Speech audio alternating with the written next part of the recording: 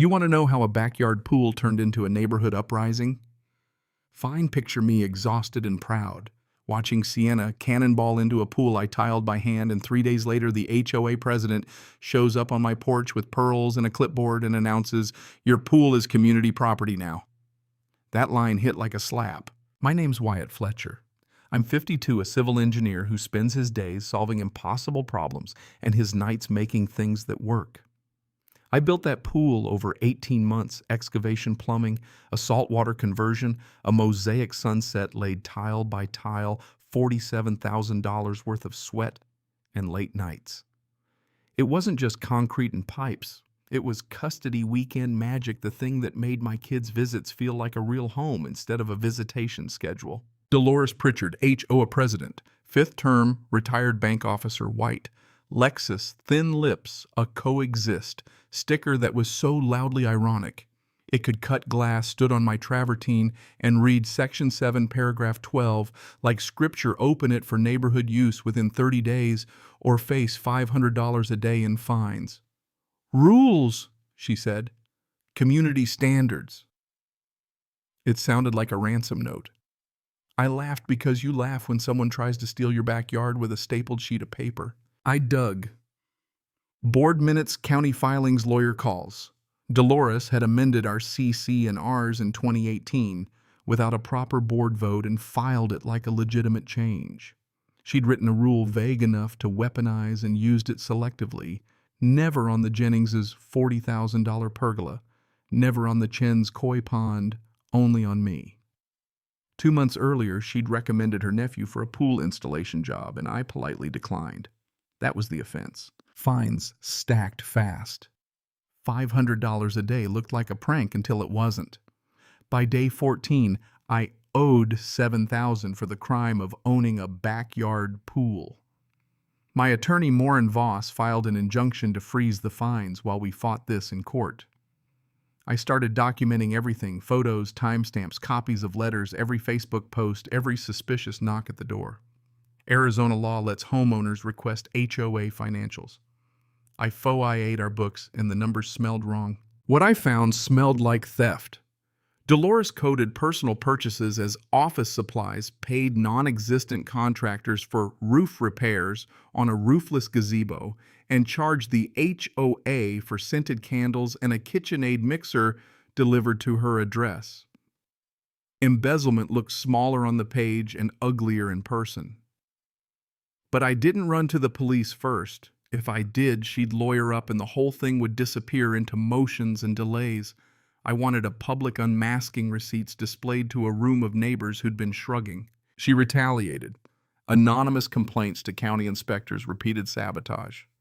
Someone unplugged my pump and the night rocks were dumped in the skimmer. My water was spiked, and I spent weekends rebalancing chemistry. Sienna posted a TikTok, 17 seconds of her floating captioned, "When Karens try to steal your summer vibe," 40,000 local views, and an HOA harassment complaint calling for a public apology. The strategy was exhaustion, make it so expensive in time and dignity that I'd give up. Then things shifted. I filed a complaint about her unpermitted outdoor kitchen. 3 days later, an inspector knocked while pepperoni smoke drifted over the fence and handed her a citation. The neighborhood Facebook group flipped.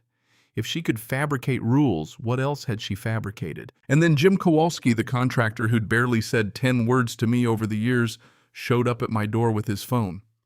He'd recorded a conversation, Dolores offering him relief from old fines if he stopped backing me and pushed others to back off. "We can make your life easier, or we can make it much, much harder." Bribery and witness intimidation, clear as a bell and admissible under Arizona's one-party recording law. That was the twist, an unexpected neighbor with proof. We made a plan that felt half brilliant and half insane. Dolores had demanded I either fill in the pool or allow permanent public access. So I told my lawyer I would comply, but only to buy cover. I found a clause in the original 1987 CC and RS.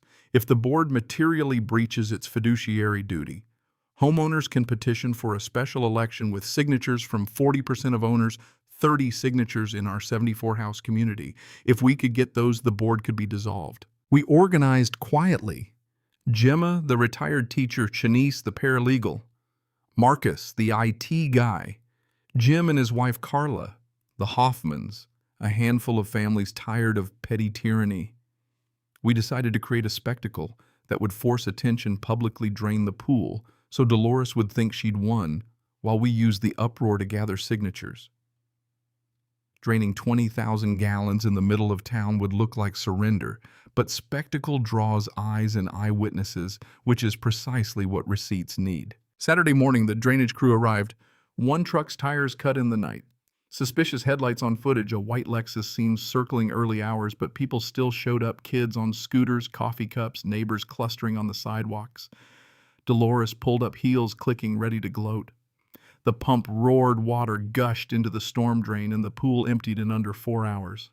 Watching the last swirl of water fall away felt like amputating a limb, ugly, irreversible, necessary. The spectacle worked. Neighbors who had shrugged at private grievances read receipts and asked questions.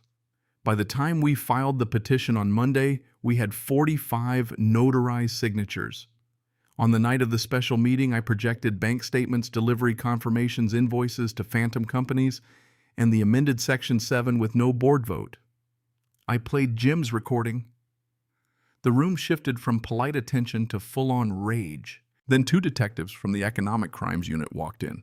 I'd filed the embezzlement complaint 3 days earlier timed, so the investigation overlapped with community outrage. Dolores's composure cracked. Board members who'd been loyal for years resigned on the spot. The vote to dissolve the board passed overwhelmingly. People hugged, some cried, some laughed, like they'd been released from a small tyranny. Within a week, Dolores was charged. Within 30 days, she sold her house and left town, and the remaining board members resigned in shame. After the dust settled, we did the work. Everyone should have done long ago. Rewrote bylaws, implemented term limits, required public notice for amendments, created an audit committee, posted every expense online. We rescinded fines and issued restitution checks to families who'd been targeted. The gazebo finally got its roof. Gemma brought cookies to meetings. Marcus taught neighbors how to notarize petitions and run a shared ledger. Sienna and Deanie learned civic duty and now help manage the community calendar. I won't pretend it didn't hurt. Draining that pool left a raw concrete scar for a few days, but when we refilled it, we did it with neighbors who felt empowered instead of cowed. And we opened the pool 1 day a year, voluntarily raising money for youth sports. 2 Little League teams funded in the first event. It turns out kindness freely given builds loyalty better than coerced community access ever could. There are images that still stick. The mosaic I laid like a desert sunset, dry and absurd in the empty basin. Gemma at dawn with a stack of notarized petitions. Sienna and Denny on the empty steps, legs swinging into nothing. The sabotage was small and surgical, but I logged every incident, photographed every timestamp, preserved every message. Evidence is patience made physical. It doesn't flash, it accumulates until it can no longer be ignored. The lesson that finally sat with me wasn't theatrical revenge, it was structural. Petty power thrives in fog, on quiet compliance and unchallenged paperwork. Sunlight is the best disinfectant. Bring receipts, assemble allies, and use public pressure when institutions have been gamed. The law helps, but the law needs citizens who care enough to document FOIA, the records, and gather signatures. So tell me, was emptying my pool an act of performative revenge, or was it a necessary gambit to stop a petty tyrant? Drop a comment with your worst HOA horror, or tell me whether you would have drained the pool or lawyered up. If you want a checklist, I'll post templates for FOIA, request petition language, and a step-by-step evidence binder. Petty power only wins when nobody checks the receipts, and once those receipts are public, corruption tends to shrink.